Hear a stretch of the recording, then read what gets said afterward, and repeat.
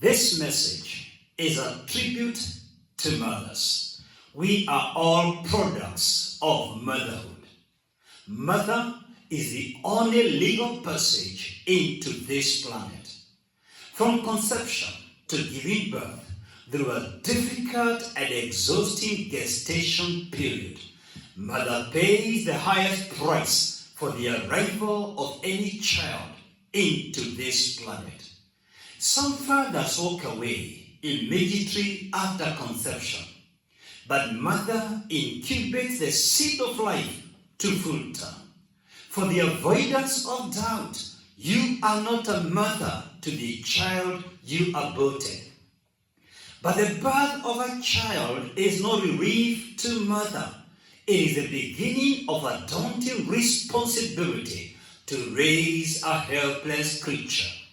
The very life of a great engineer, teacher, doctor, nurse, lawyer, pilot, banker, entrepreneur, corporate leader, religious leader, national leader is unquestionably dependent on the sanity of their mothers than any other person. Mother nurtures a newborn child from a dependent infant into an independent, mature person who grows up to be a dependable member of our interdependent society. Mother, if your child left you, if your children left you, then you did your nurturing job par excellence. Today, I would like you to meet Mother again. Mother is the first face we ever meet. While I have no doubt you love and are loved of your mother, I would like us to re-examine the role of mother using the acronym MEET, M-E-E-T. M for manages, mother manages. E for earns, mother earns. E for encourages, mother encourages. And T for trains, mother trains. If you are a mother today, I hope this message will encourage you in your unequal role in the society of raising human beings. If you are a man listening to me today, I pray this message will inspire you to support mothers around you more intentionally. If your mother has since passed on, or you never knew your mother, or you never grew with your mother, I invite you today to thank God you had a mother. She carried you to full term.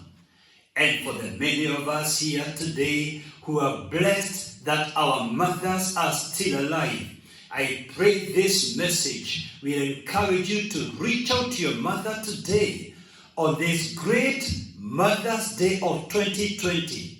And as long as you both live, and let her know what she truly means to you. Lesson number 1, Mother manages.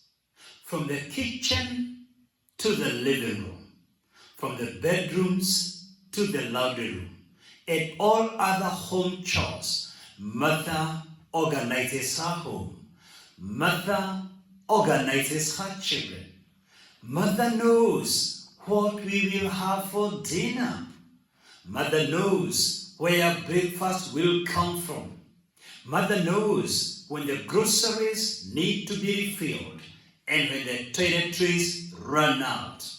Mother knows when the bedding needs to be changed and the carpet needs vacuuming. Mother knows when the grass needs to be cut and the bills need to be paid. Mother woke us up early to go to school when we wanted to linger a little longer in bed. And we never went to school hungry. Mother ensured our clothes were clean, our nails neat, our hair kept, and our shoes were shiny. And guess what? In the evening, Mother checked our homework and fresh injuries, especially for playful boys like I was.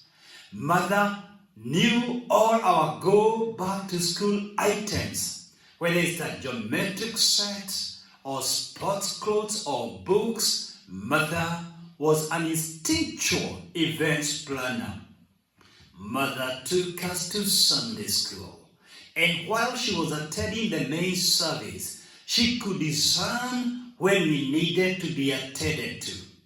Through the several nights we woke her up at night, she honed, she mastered the skill of our attention.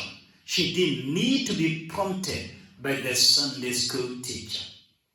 And as we grew older, Mother drew clear, disciplined lines that we couldn't cross.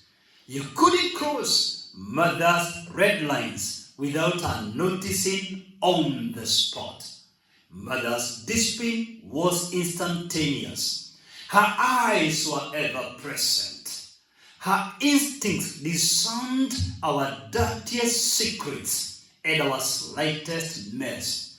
And Mother's punishment could not be postponed, bypassed, or ignored. She straightened us up. She was a dependable disciplinarian, a reliable, trusted disciplinarian. She never played politics. She managed us fair and square. She resolved our sibling rivalry and our childhood fights with other kids in the neighborhood. By lovingly enforcing her stern rules, she helped us to learn how to set and respect boundaries. She made us know how to revere authority.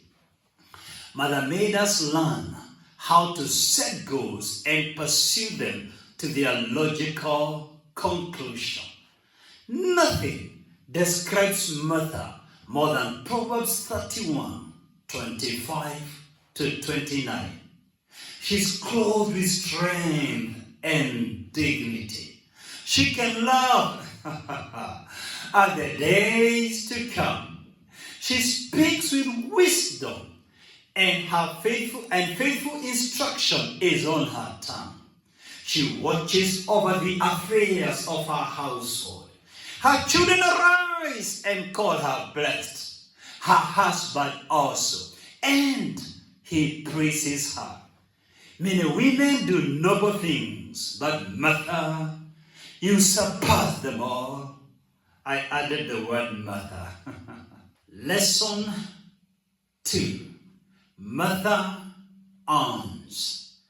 Personally, I do not know any woman who has earned the right to be a mother than Assunta Wagura.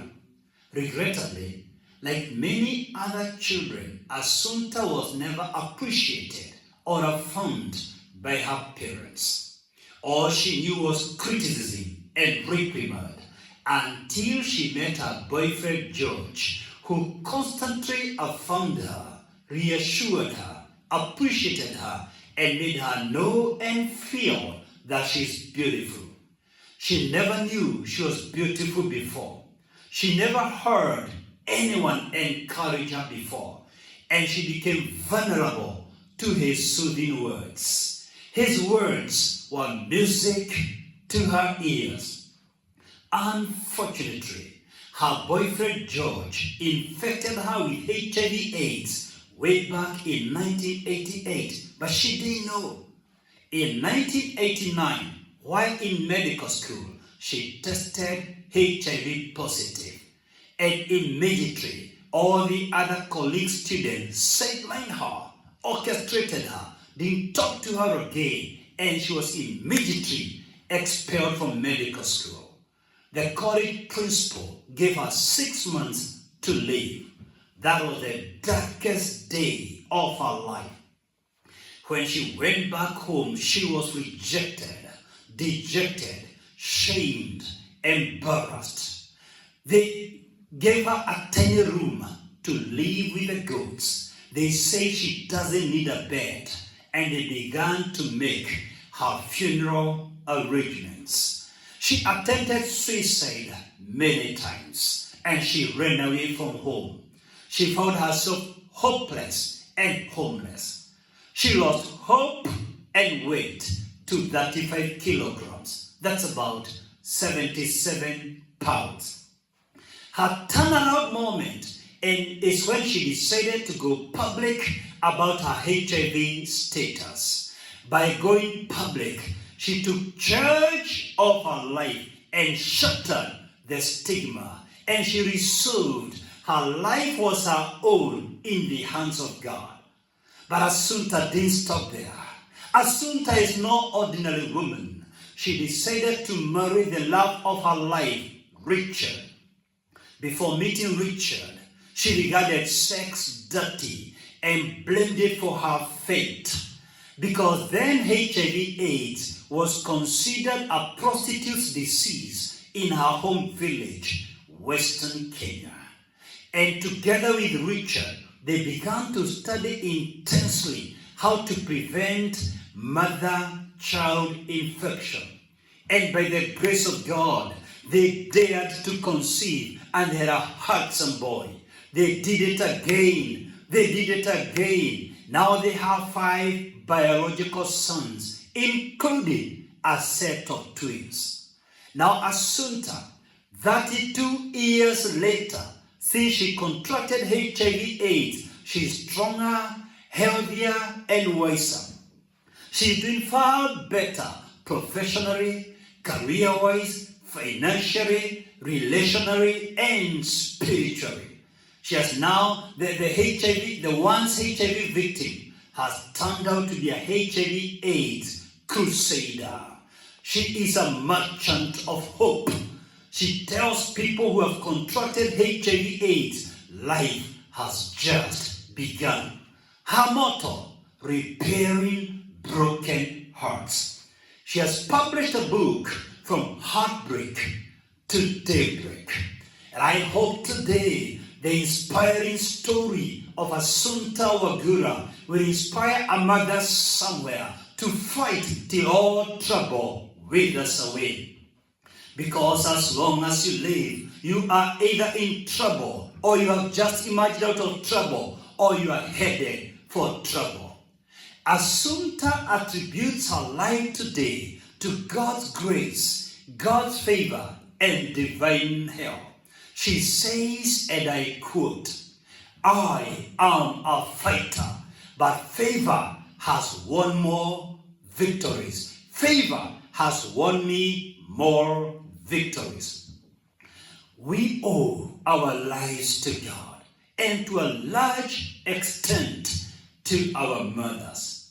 If you are ever blessed by my messages, you have God to glorify, my mother to honor, and my mercy to thank for her unmatched support in my ministry and in my public speaking career.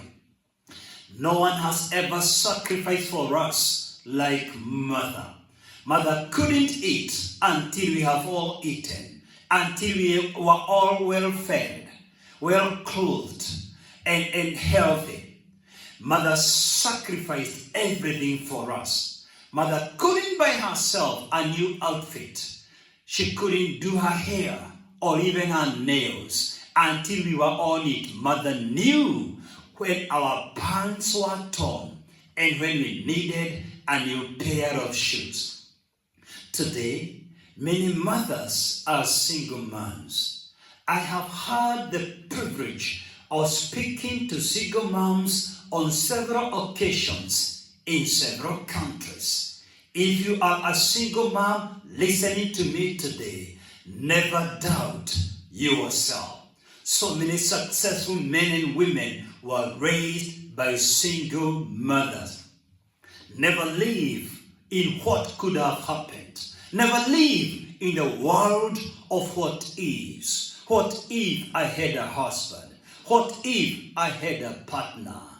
Let me tell you this. I know it's freaking exhausting to raise children all by yourself, instill discipline, and provide all by yourself. But I know that I know God cannot give you a responsibility without equipping you for it. God will never allow you to carry a burden beyond what you can bear. If God allowed it to come your way, He has provided the capacity for you to do it. You are well able. Take solace in the fact that God knows you are alone, and He gives you the strength and the grace to support those children even when you are alone. At times, it takes someone leaving you for you to realize you didn't need them in the first place. At times, it takes someone leaving you for your eyes to open to the reality in the season of your life you need more independence. Maybe if that person stayed with you, you would have both gone through hell in this life and in the life to come. Lesson 3. Mother encourages. The purest love on earth is mother's love. Mother's love has no conditions. Mother's love is not linked to our performance. Let's face it. For many, father's love is conditional.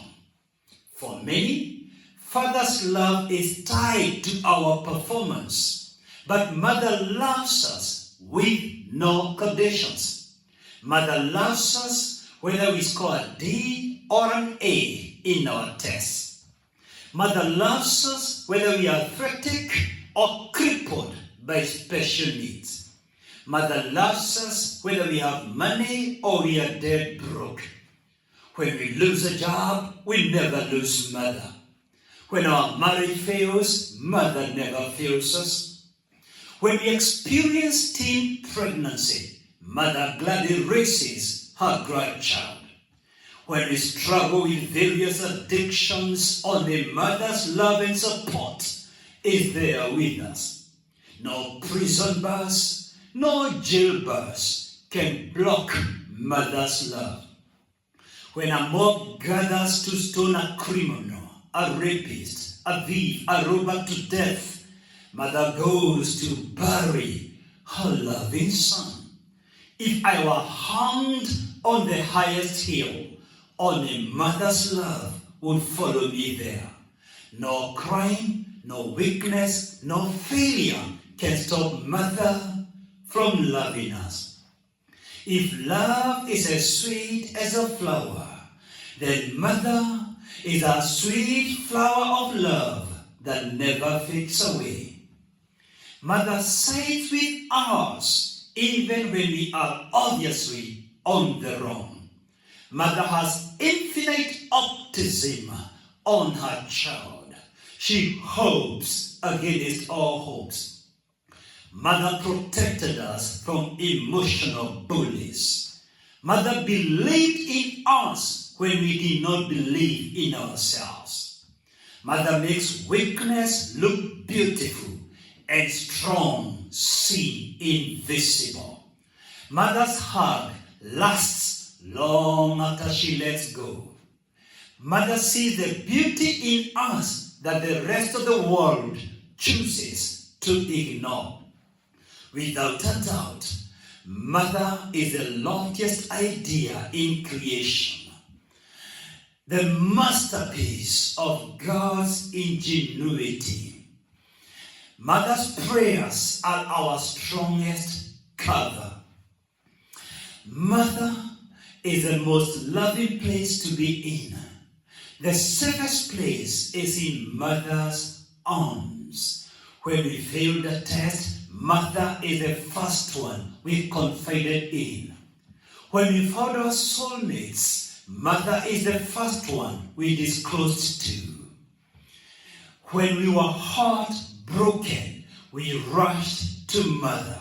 With mother, we are ever naked with our needs and never ashamed. Mother supports our dreams and aspirations from our sunrise to her sunset. With home at the first school, she allowed us to mess with her carpet and muddle with the house. She allowed us to mess the entire house for the sake of our learning. She took us to elementary school. She took us to bouncing castles and movie theaters. Mother even took us to the university for admission and made the bed for us. On our wedding day, Mother was there. When we received the gift of our firstborn child, Mother was the first one to come. And she did not come as a visiting guest. Right on her arrival, she was holding the newborn baby. She didn't care how much the infant was spilling milk all over her. Mother will always love her children and her grandchildren and her great-grandchildren with no conditions. Lesson 4. Mother trains. Life does not come with a manual. Life comes with a mother. Life comes through a mother. Mother's school is not a school of thoughts. It is a school of life. The very first school of life. A school full of daily duties. Mother taught us how to breastfeed. Mother taught us how to use a milk bottle.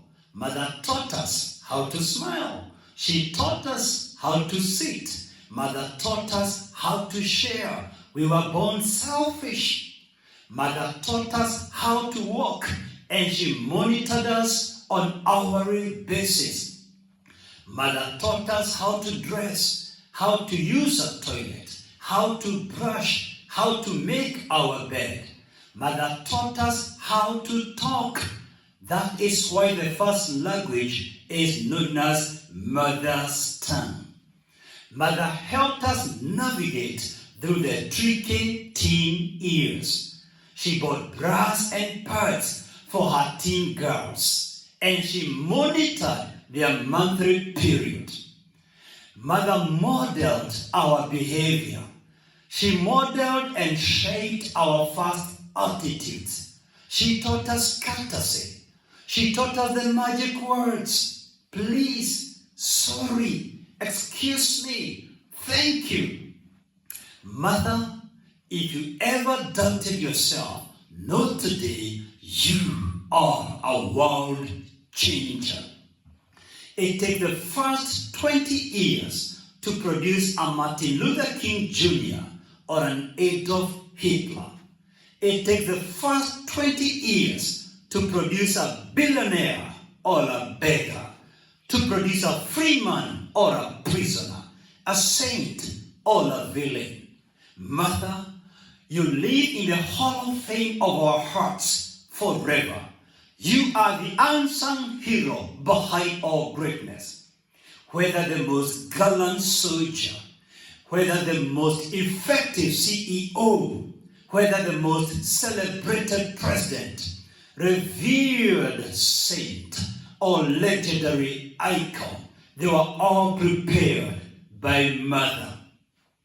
Most of us can remember long but loving lectures that we received from Mother. And the older we get, the more we realize Mother knew what she was saying. Mother never used a syllabus or a guide. She followed her instincts to guide us. He who is only self-taught has a fool for a master. In Proverbs 1:7, King Solomon said, fools despise wisdom and instruction. In Proverbs 6:20, he says, do not forsake your mother's teaching. In Proverbs 23:25, he challenges us, may she who gave birth to you be happy.